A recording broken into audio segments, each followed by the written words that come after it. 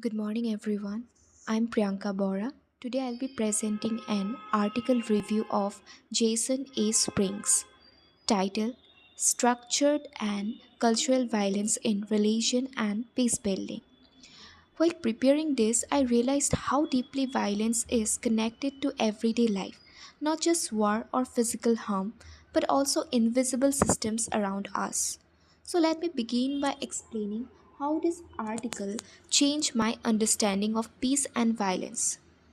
When I first read this chapter, I honestly thought violence means only fighting or physical harm. But Jason Springs explained that some of the most harmful forms of violence are actually hidden. He says that if we only stop the fighting, the deeper causes of violence still remain. So, peace is not just silence or absence of conflict, it's about transforming the systems and beliefs that quietly hurt people.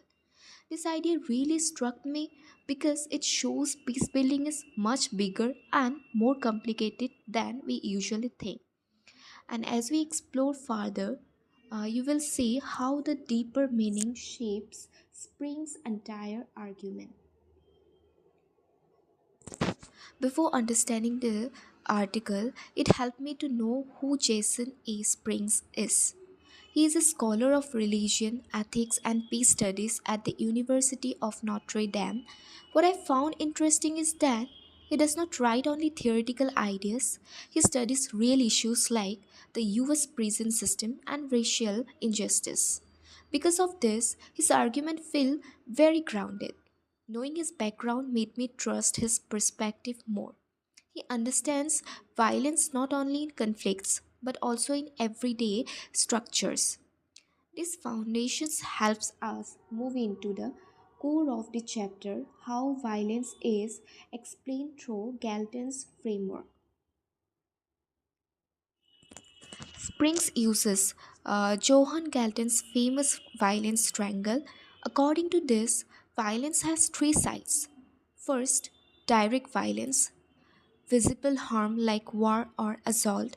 Second, structural violence, which is social systems that create inequality, such as unequal access to jobs, healthcare, or education. Third, cultural violence. Cultural violence is beliefs or traditions that make injustice seems normal or acceptable. Jason Springs clearly shows that unless we address all three, peace will always be temporary. This leads to another important point, that is religion's double role. Jason Springs argues religions can work in two directions. It can support violence by justifying inequality or exclusion. It can inspire peace and justice through moral teachings.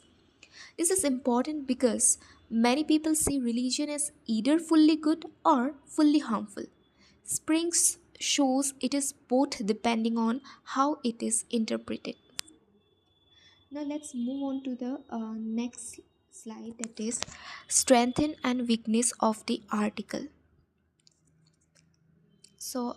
One major strength is that Springs helps us understand violence in a deeper way. I realize that poverty, discrimination, and inequality are not accidents, they are forms of violence. Another strength is his balanced view of religion. But there are challenges too. Structural violence is huge and complex, and changing cultural beliefs takes time. So, even though the theory is strong, practical change is slow. Now, moving to the next slide, which is relevance and importance. This chapter is very relevant. This article is very relevant because it teaches that peace is not just ending war; it is building a fair, just society. Personally, it changed how I think about violence. Earlier, I never saw poverty or discrimination as violence, but how I understand their silent harm. This article also made me reflect on how powerful religion is. It shapes behaviors and moral views. The strongest message is that peace is the presence of justice, fairness, and compassion, not just the absence of conflict. Regarding the references, um, Here are the references I used for my presentation, mainly the article by Jason A. Springs and supporting works by Johan Galtung and Oxford academic sources. With this, I end my presentation. Thank you.